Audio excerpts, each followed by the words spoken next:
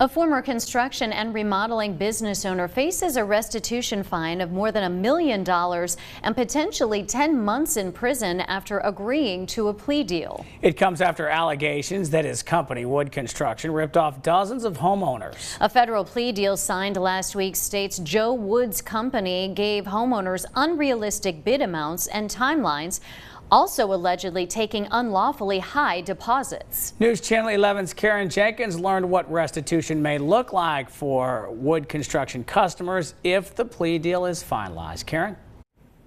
While it's good news to those who say Wood swindled them, that Wood has admitted to some wrongdoing in this plea agreement, the victims to whom I spoke say the punishment is not enough for the financial and emotional nightmare they say he's put them through. It's been 3 years since Sarah Fogel lost her home to a fire and hired Wood Construction to do the renovation work.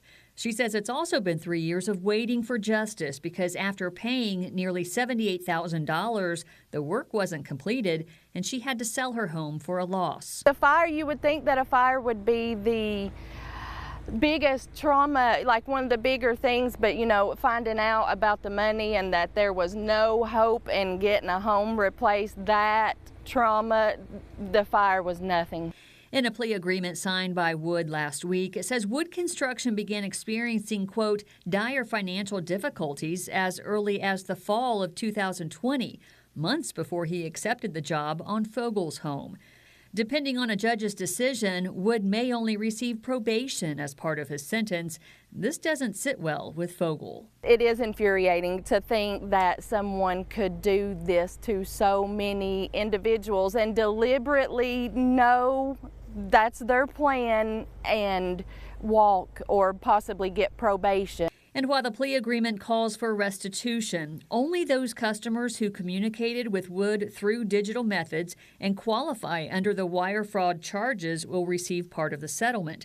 Another former Wood customer says the potential punishment of the current plea agreement is not justice. There's going to be pushback from victims because it's not good enough. Jackie Wallace says she paid Wood about $80,000 for work that was never completed on either her home or her parents' home. It's really sad because my dad, he has brain cancer and he may never see this resolved. There's a very good possibility that he will never see it resolved. And so it's not just that, oh, he took some money from people. That's not the full impact of what he did. He hurt a lot of people. Wallace says in her last phone call with FBI officials, she was under the impression they would seek to have Wood pay full restitution to everyone and go to jail.